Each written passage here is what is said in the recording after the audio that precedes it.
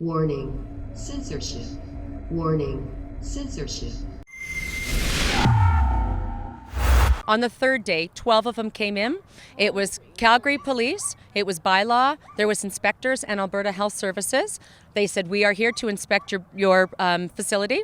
We've heard that people are not masking and not social distancing. So I said to them, and they showed no ID and had no identification. I felt very threatened and harassed. I asked them if they were conducting business in my gym. They said, no, we are not. And I said, then I'm asking you to leave.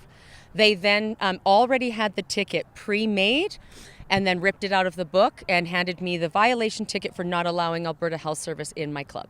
I'll be honest, I've actually started to almost feel criminal-like. They are making me feel like I'm actually breaking the law and I'm doing something wrong by providing health and fitness to my members. I no longer go to work and just am at peace and happy to provide this service. I'm full of anxiety and tension every time I see them approaching my door.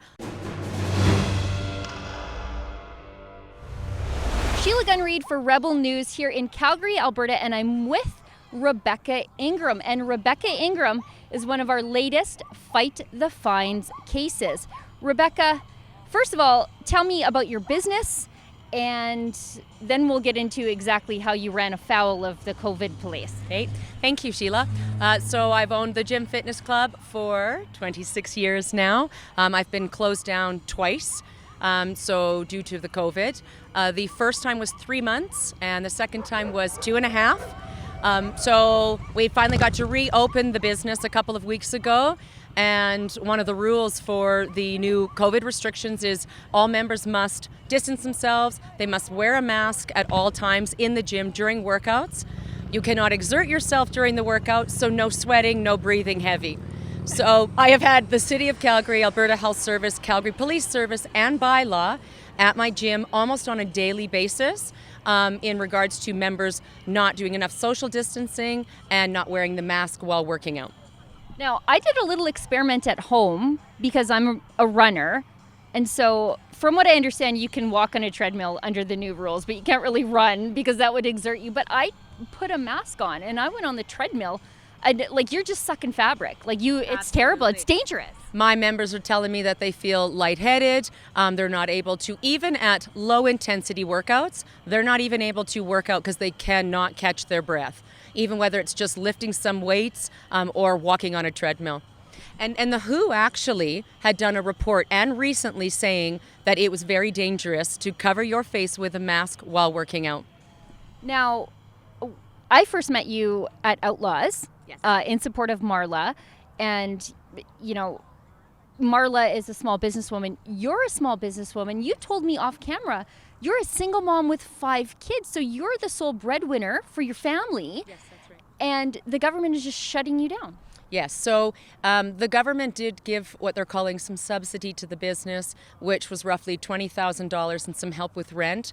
I've now over $50,000 in debt from 2 closures and a single mom of 5 children. So I needed to open up my business to support my family. And I had members who were telling me that they are suicidal and struggling from mental health issues. They need the gym. The gyms were the very first to close and the last to open, and it should have been the other way around. Now, you've received subsidies from the government, but I think like Marla and Carrie, you don't want handouts. You just want the government out of your way so that you can work. Those handouts are sort of insulting when you are really good at your business if they would just leave you alone. Yes, that's right. I have a very successful business. I've had it for 26 years now, and if I could just open it and run it, I would never have needed a single cent from the government whatsoever. Now, tell me, what happened? How did you get your COVID violation ticket? Yeah. So the first time a gentleman walked into my gym, he had no identification and no badges or anything on him. He said, "Hi, I'm from the City of Calgary and you have received complaints about people not wearing masks and not distancing." I asked him if he was conducting any business at my facility. Was he going to purchase a membership? He said no. I asked him to leave. The next day, same thing. They came in again. I asked them to leave. On the third day, 12 of them came in. It was Calgary Police, it was bylaw, there was inspectors and Alberta Health Services. They said, we are here to inspect your facility. We've heard that people are not masking and not social distancing. So I said to them, and they showed no ID and had no identification. I felt very threatened and harassed. I asked them if they were conducting business in my gym. They said, no, we are not. And I said, then I'm asking you to leave. They then already had the ticket pre-made and then ripped it out of the book and handed me the violation ticket for not allowing Alberta Health Service in my club.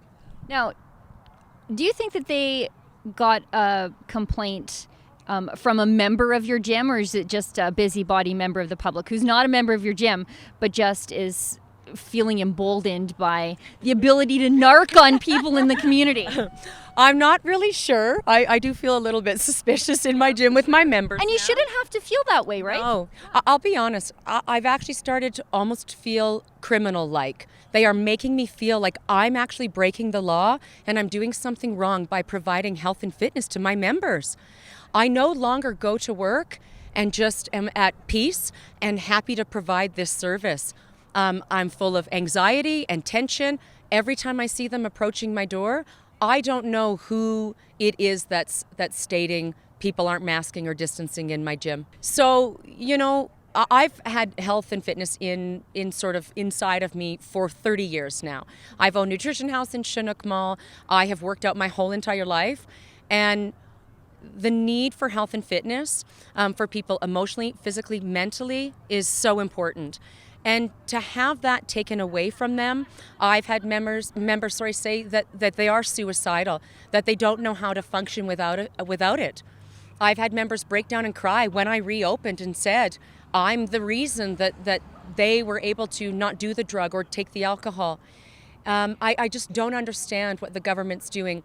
You come to my gym and you must mask and you must distance yourself from every other member. But you could walk out of my parking lot, get into a car, go drive down the street to the restaurant, and you could all take your masks off and you all could sit together and have lunch. It doesn't make any sense to me. Now, I'm going to tell you my first impression of you when I first met you at Outlaws.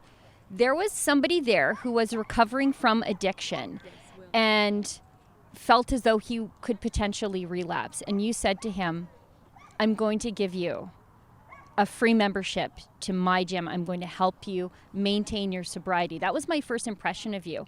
And for me, don't cry. And for me, when I saw that, I thought, you're not just taking a gym away. You're a support system for people. And the government is robbing vulnerable people from that. They think, okay, well, people with disposable income go to the gym. Not always. No, absolutely not. I actually have given away quite a few memberships lately of people that have said to me, due to COVID closures, they no longer have an income, that they can hardly feed their family, and their only sort of escape from and being able to tolerate and to deal with all of this is through the gym. And I've just said to them, until you get back on your feet, you just have a membership, here's your key tag, and I've allowed them to come in. And that gentleman that you're talking about, he actually did end up training at my club for the whole 2 weeks before he started his rehab program. Oh, that's so good to hear. Now, I want to tell you that I want to help you fight that ticket in court. We'll put you in touch with a top criminal lawyer. I think he calls himself a litigation specialist, Chad Williamson. We're going to take that ticket to court. I don't want you to pay it. I want you to plead not guilty, and I want you to continue to do what you do every day, and that's make people healthier at your gym and also through supporting them in their sobriety. I think you've got a lot to give to your community, and I think that everything that the government takes from you is something that you can't give back to your community, and we want to do that at no cost to you. Thank you so very much. You have absolutely no idea what that means to me. This is not an easy fight. Yeah. To every single day to go into your business and know that you could possibly be harassed or they could be at your door and they're trying to shut you down just because you are trying to provide for your family and for other people. It's a struggle. And every day I get up and every day I say, another day and we're going to do it. And I just, for those 5 children and all of my members, I just keep going. I keep fighting. And there's people like you that you're what keeps me going too and gives me the ability to be strong every day. Well, Rebecca, we're going to make sure that we help you stay open. We're going to put a lawyer in between all those authorities that keep coming to your door, trying to shut you down so that you can just focus on your clients. For Rebel News here in Calgary with Rebecca Ingram, our latest Fight the Fines candidate, I'm Sheila Gunn Reid. If you'd like to help us help Rebecca keep her gym open and keep helping the people in her community who need it the most, donate to cover her legal costs at fightthefines.com.